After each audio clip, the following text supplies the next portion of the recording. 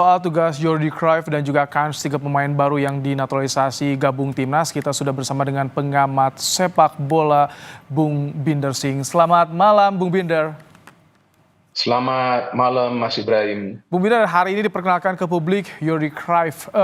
Kesan Anda ketika melihat Jordi Cruyff diperkenalkan soal membawa ilmu dari Barcelona Tiongkok Indonesia. Bagaimana Anda melihat ini? Iya, kan Jordi Cruyff ini adalah technical advisor ya bagi tim nasional Indonesia ya. Artinya dia akan memberikan saran-saran secara teknis ya kepada jajaran pelatih lah yang sekarang melatih tim nasional Indonesia kan. Ada 4 pelatih di sana dan selain itu juga dia yang ditugaskan untuk mencari direktur teknik ya bagi PSSI.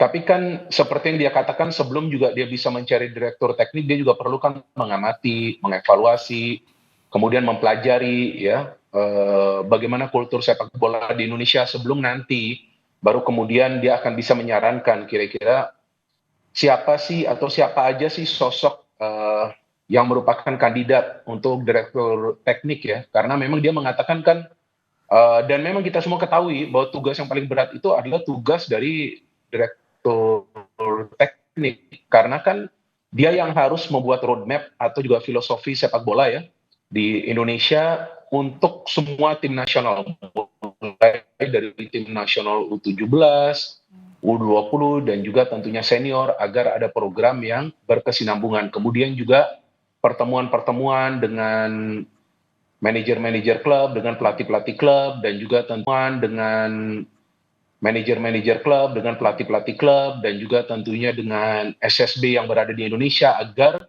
menerapkan metode pelatihan yang lebih modern lagi atau memang yang dianggap lebih cocok lagi ya bagi para pemain muda Indonesia untuk bisa menghasilkan generasi baru yang ya kita harapkan nantinya juga bisa menjadi bagian dari tim nasional Indonesia kayak begitu. Okay. Jadi pengalamannya sebagai sport director di Barcelona ini akan lebih mudah bagi Jordi untuk bisa mencari talenta-talenta muda timnas yang potensial nih. Tidak semudah seperti yang kita pikirkan ya Mas. Karena kan menjadi direktur teknik di klub itu kan beda ya dengan direktur teknik di tim nasional ya. Apalagi di Indonesia yang kita tahu dia harus traveling ya ke berbagai provinsi, harus melihat bagaimana caranya di SSB yang memang menghasilkan pemain-pemain muda ya, bagaimana cara mereka berlatih di sana, pelatihnya seperti apa, kemudian bagaimana metode pelatihan yang memang harus dirubah. Jadi jauh beda daripada tugasnya yang saat itu di Barcelona. Jadi tidak akan semudah seperti yang kita semua pikirkan bahwa direktur teknik akan ada siapapun itu dan kemudian dia akan melakukan tugasnya dengan mudah. Tapi kan sosok direktur teknik ini kan dicari sudah cukup lama ya Mas ya, sudah cukup lama nih, sudah lama. Nah, saya justru mengira sebelumnya Jordi Cruyff ini yang akan menjadi direktur teknik, tapi ternyata kan belum ya. Dialah yang ditugaskan untuk mencari direktur teknik, jadi ya akan butuh waktu lagi nih bagi Jordi. Dia kan harus juga mempelajari, dan saya pikir bukan dalam hitungan pekan ya, tapi bisa juga dalam hitungan bulan ini dia akan butuh waktu. Sebelum nanti dia bisa memberikan saran nanti. Kalau di dalam jangka pendek nih akan memberikan saran tidak seorang Jordi Cruyff kepada Kluivert jelang lawan Australia, misalkan susunan pemain potensial yang masuk starting line up, bisa nggak sih memberikan saran gitu, masukan kepada Kluivert sendiri? Saya pikir untuk pertandingan pertama terlalu dini ya, apalagi dia kan pelatih terakhir yang gabung kan. Sebelumnya kan sudah ada kan 4 pelatih sebelumnya kan. Saya pikir setelah pertandingan lawan Australia dan juga lawan Bahrain mungkin baru kemudian bisa ada saran-saran yang dia berikan ya. Karena ini kan juga pengalaman baru ya bagi Jordi Cruyff ya. Bahwa dia menjadi penasihat teknis di tim nasional yang bermain di Asia dan juga di kualifikasi Piala Dunia. Ini kan new experience bagi dia. Jadi saya pikir untuk first match, saya tidak yakin dia akan langsung bisa memberikan saran sampai pemilihan pemain di starting lineup. Itu yang harus dilakukan oleh Patrick Kluivert, Alex Pastoor, dan Dani Lanzat. Itu mereka harus lakukan karena sebelumnya juga kan mereka sudah melihat beberapa pertandingan Liga 1, memanggil beberapa pemain dari Liga 1, berkomunikasi dengan pemain-pemain yang bermain di Eropa. Jadi saya pikir untuk pertandingan awal saya tidak yakin dia akan langsung memberikan saran dari line up atau strategi mungkin setelah 2 pertandingan awal ini. Oke. Bung Binder, ketika ini sudah disumpah WNI nih, Emil Audero CS. Bagaimana nanti? Ini kan akan segera didaftarkan ke FIFA nih sebelum tengah waktu tanggal 13. Persaingan di starting line up timnas bagaimana nih, Bung Binder? Kalau menurut saya dengan tambahan 3 pemain ini persaingan akan semakin ketat dan tentunya sehat. Karena di posisi penjaga gawang, timnas kita akan punya 2 penjaga gawang yang punya kualitas yang di atas rata-rata ya.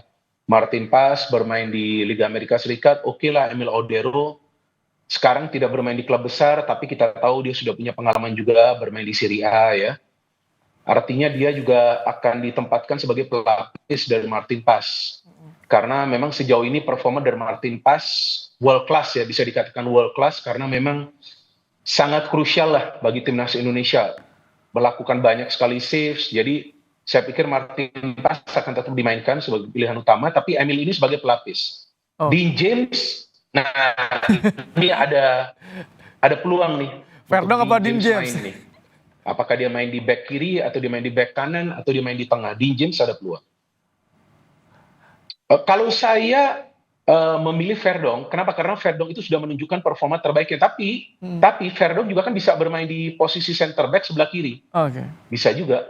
Jadi kalau Verdong digeser ke center back sebelah kiri, Dean James yang main di kiri. Dan Joey kemungkinan bisa langsung start karena Tom Hay butuh pemain di sebelah dia yang bisa membantu dia untuk bergerak ke depan dan menutup ruang di tengah. Jadi Joey bisa saja dimainkan dari awal. Bung Binder, singkat, jadi nanti kalau ini masuk udah bisa didaftarkan, bisa dibawa 30 pemain yang akan dibawa oleh Kluivert, atau nanti akan ada 3 pemain yang dicoret jadi tetap 27 yang akan dibawa pusat?